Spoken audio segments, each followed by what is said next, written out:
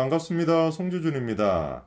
요즘 국회에는 그런 얘기가 있다고 해요. 우리 이재명 대표를 국회의사당에서 볼 일이 없다. 뭐 이런 얘기가 나온다고 하는데 사실상 많은 국회의원들이 국민들의 세금으로 그렇게 자기 월급을 받고 있습니다만 주 5일제를 지키기는커녕 주 4일제도 제대로 안 지키고 있는 뭐 그런 형국 아니겠습니까?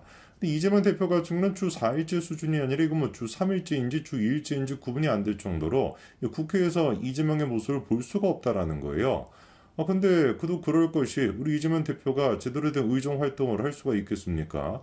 지금 뭐 민주당을 둘러싼 여러 가지 리스크들, 김남국의 리스크가 됐거나 송영길의 리스크가 됐거나 어디 뭐 어떤 경우에서 자기 이름이 나올지 그것만 전전긍긍하느라 그것도 뭐 시간이 없을 것 같고 그리고 결정적으로 자기를 둘러싼 사법 리스크 이거를 처리하느나 이것만 이제 놓고 보더라도 이재명 대표가 어떻게 뭐 당대표가 됐거나 아니면 뭐 국회의원으로서 의정 활동을 할 수가 있겠습니까? 재판을 지금 불려나가는 것만 생각해 보더라도 주 4일째라도 부족할 것 같고 주 3일째 정도는 해야 그것도 부족하려나? 한 주 뭐 1일째, 2일째 정도는 해야 뭐 그래야지 지금 뭐 재판까지 처리할 수 있을 것 같은데 언제 뭐 의정 활동을 할 수가 있겠냐고요. 이재명이라고 하는 사람은 우리가 정치권에서 끌어내릴 수 있는데 가장 결정적인 역할을 할 수 있는 사람이 지금으로서는 김만배 씨가 있고요. 그리고 또 유동규 씨도 있습니다.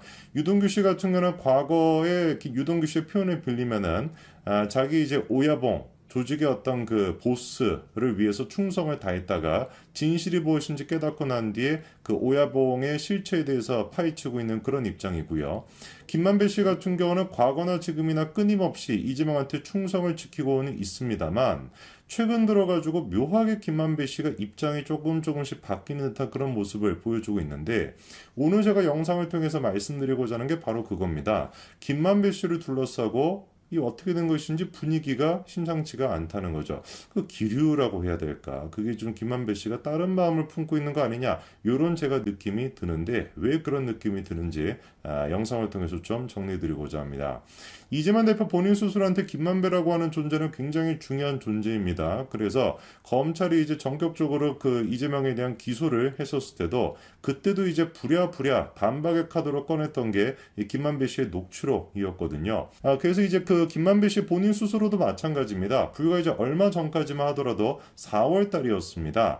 김용과 의형제를 맺은 적이 없다. 이게 뭐 이재명을 위한 발언이 되겠죠. 천화동인 1호의 실소유자가 나다라고 하면서 마찬가지로 이재명과 계속해가지고 거리를 두고 있던 게 김만배 씨였습니다. 근데 이런 김만배 헛소리에 대해서도 저런 헛소리를 우리가 격파하는데 근거로 쓰였던 게 뭐예요? 김만배 씨의 녹취록 그리고 정약 회계사의 녹취록이었거든요. 검찰은 계속해가지고 증거를 내놓고 있습니다. 이거 봐봐라 녹취록에 이런 얘기가 있지 않냐라고 또 얘기하고 마찬가지로 야 뭐 의형제를 맺은 사실이 없다라고 하지만 야 들어봐봐라 이 녹취록에 다 나와 있지 않냐. 검찰이 이런 식으로 증거를 가지고 지금 접근하고 있고 그러니까 뭐 이재명이 아까 전에 뉴스타파 기사 같은 거를 막 첨부하면서 개딸들을 선동한다라고 해도 그거 뭐 재판부한테 그게 통하겠습니까? 택도 없겠죠. 검찰이 정확하게 똑같은 녹취록을 가지고 이재명의 주장 그 김만배 씨 주장을 이렇게 이제 하나둘씩 격파하다 보니까 그 과정에서 끝까지 우기는 김만배를 보고서도 재판부가 뭐라고까지 얘기를 했습니까?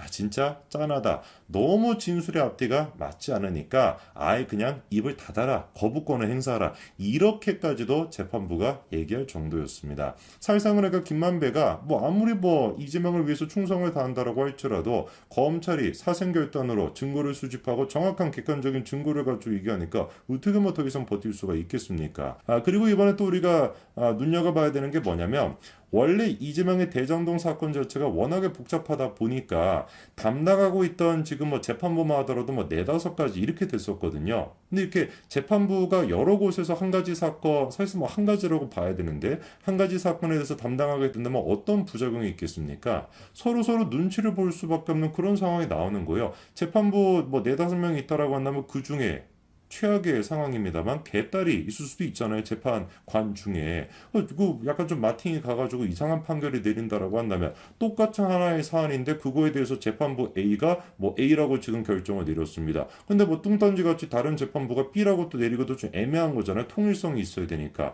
그러다 보니까 한 가지 사건에 대해서 여러 재판부가 맡고 있다라는 게 그런 점에서 우리가 조금 문제가 될 수 있다라는 얘기가 있었는데 드디어 이번에 이재명 재판에 대해 가지고 여러 가지로 퍼져 있던 게 하나로 병합이 됐습니다. 그리고 그렇게 병합이 되고 난 뒤에 처음으로 김만배 씨에 대한 재판이 이번에 다시 열렸는데 그 재판에서 김만배 씨가 굉장히 유의미한 진술을 한 것이죠. 어떤 얘기를 했는지를 우리가 조금 살펴보니까요. 대단합니다. 수많은 사람들이 지금 엮여 있는 것인데 김만배 씨 등 무려 11명에 대한 첫 공판 기일이 이번에 열렸습니다. 관련된 사람들이 굵직굵직한 사람들이 있죠. 이한성도 있고요. 최우양, 그 오토바이 맨이라고 불렸던 최우양도 있고 이성문도 있고요. 그리고 눈에 띄는 사람이 누구도 있습니까? 김만배 씨의 아내까지 들어가 있습니다.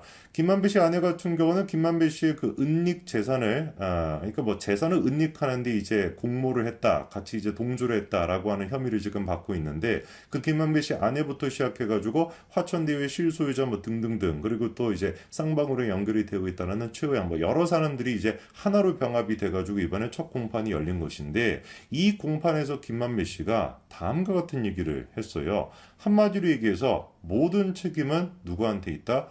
나한테 있다. 이렇게 갑자기 양심 고백 비스무리한 거를 한 겁니다. 어떤 얘기인지를 들어보니까 김만배 씨가 갑자기 나와가지고 자기한테 이제 그 발언 기회를 달라고 해가지고 하는 얘기가 모든 책임을 저한테 물어달라라고 호소를 했다라는 것이죠. 사실 모든 책임은 제가 실질적으로 소유 지휘하고 있는 화천대유와 천하통일에서 발생한 것이다 라고 하면서 이한성 최우양 피고안의 혐의 상당 부분은 제 책임이라고 생각한다 이렇게 갑자기 얘기하고 있습니다. 저는 이 얘기를 들으면서 조금 여러분들은 어떠신지 모르겠으면 좀 걱정이 되더라고요. 뭔가 이재명 측에서 그리고 쌍방울 측에서 무슨 얘기를 도대체 김만배 씨한테 했는지는 모르겠습니다만 일반적으로 우리가 그 조폭들이 나오는 그런 이제 영화 같은 걸 봤었을 때 요런 이제 장면이 거의 마지막 부분에 돼가지고 등장하지 않습니까? 계속해가지고 입을 닫고 있었던 충성을 다하고 있던 사람이 결국에는 자기가 모든 것들을 짊어지고 떠나게 된다라고 하는 게 이제 일반적인 그 레파토리 아니겠습니까? 딱 그런데 그 역할을 김만배 씨가 하고 있는 것이죠. 그리고 되게 그런 식으로 혼자 짊어지게끔 만들 때 영화에서 그랬을 때 협박이라고 할까요? 협박의 카드로 쓰이는 게 뭡니까? 가족과 관련된 얘기인데 김만배 씨가 하필이면 이번에 모든 책임은 다 나한테 있다라는 얘기를 하면서 동시에 김만배 씨가 꺼낸 얘기는 뭡니까? 아내는 그저 가정주부에 불과한 것이다. 내가 그냥 시키는 대로 해가지고 고초를 당하고 있으니 아내 문제만큼은 제발 좀 선처해달라 이렇게 김만배 씨가 얘기하고 있습니다. 모르겠습니다. 저는 워낙에 이제 이재명을 둘러싸고 나오는 얘기가 조폭 영화나 공포 영화를 보는 것 같다라는 생각이 들기 때문에 그런 건지는 모르겠습니다만 뭔가 조금 김만배 씨 아내에 대해 가지고 알게 모르게 협박 비스무리한 게 있지 않았을까라는 생각이 들어요. 특히나 친명계 좌장이라고 하는 그 정성호 같은 경우는 구속이 돼 있던 김용이나 이런 사람 만나가지고 면회 같은 걸 하면서 회의하듯이 그렇게 했다라는 게 드러나지 않았습니까? 그 정도까지 할 수 있다라고 한다면 진작에 김만배 씨 아내에 대해서도 충분히 김만배 씨한테 뭐라고 얘기를 하고 입을 맞췄을 가능성이 있는 거 아니겠습니까? 약간 그래서 제가 걱정이 됩니다. 원래 되게 이 다음 스텝으로 나오는 거는 결국에 김만배 씨가 구속이 되거나 아니면은 극단적인 선택을 하거나 이 둘 중에 하나로 영화는 대부분 그렇게 끝이 나게 되는데 진짜로 제가 좀 걱정이 돼요. 김만배 씨가 그런 선택을 하는 건 아닐지. 그리고 이제 유동규 씨 같은 경우도 이번에 또 재판이 있었는데요. 정확하게 또 다음과 같이 증언을 했습니다. 이재명에게 대장동 민간업자 예상 이익이 4천억에서 5천억 가까이 될 거라고 보고를 했다라는 것이죠.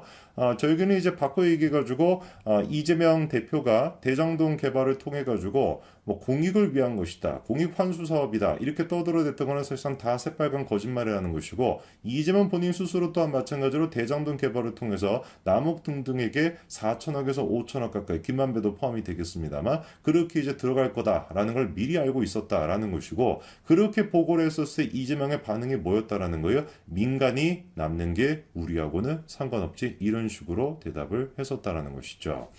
한번 지켜봐야 되겠습니다만 저는 개인적으로 제일 걱정이 되는 게 이 대장동 사업이나 뭐 위례 지금 개발이 됐거나 백현동 개발이 됐거나 이재명을 둘러싼 이제 세 가지의 큰 카테고리가 있지 않습니까? 물론 이제 최근에 정자동 호텔 같은 경우도 다시 이제 수사가 본격화가 되고 있습니다만 지금까지 이제 큰 카테고리는 그 세 가지인데 이 세 가지의 핵심 인물이라고 할 수 있는 사람이 김만배거든요. 근데 김만배가 최근에 보여주고 있는 반응을 보면은 야, 사실 있잖아 55 클럽에 대해서는 곽상도랑 내가 했던 거야. 이것도 약간 제가 보기에는 곽상도가 아니라 그 누구예요? 박영수랑 내가 했던 거야. 라고 하는 얘기도 약간 뭔가 박영수는 어차피 너무 증거가 명확하다 보니까 이거는 뭔가 구원해 줄 수가 없다라고 해서 둘이 그냥 안고 떠나겠다라는 느낌이 좀 있는 것처럼 들리고 그리고 이번에 뭐 이한성이 됐거나 그리고 또 최우양이 됐거나 뭐 개발업자들이 됐거나 아내 문제가 됐거나 모든 것들 아니 그냥 대장동 모든 개발은 다 나한테 책임이 있다라고 갑자기 뜬금없이 얘기하는 걸 보니까 진짜로 김만배 씨가 무슨 이상한 선택을 하는 건 아닐까 제가 걱정이 됩니다. 진짜 이쯤 됐으면 김만배 씨에 대해 가지고 신변 보호가 됐거나 이런 조치가 이루어져야 되지 않을까 싶어요. 제가 지금 얘기를 하면서도 걱정이 됩니다. 다른 사람도 아니고 상대가 이재명이고 그리고 아내와 관련된 문제까지 있다 보니까 정확하게 지금까지 이재명을 둘러싸고 극단 선택을 했던 사람이 네 사람이나 있거든요. 다섯 번째가 김만배 씨가 되지는 않을지 제가 진심으로 걱정이 됩니다. 끝까지 김만배 씨, 그래도 지금까지 좀 뭐 버티다시피 해왔는데 이제 그만 버티시고 이재명에게 붙어가지고 자기 어떤 안위가 지켜지는 것보다 가족의 안위가 지켜지는 것보다 검찰에 붙어 있었을 때 안위가 지켜질 가능성이 훨씬 높다라는 걸 제발 좀 기억하시기 바랍니다. 여기까지 말씀드리겠습니다. 감사합니다.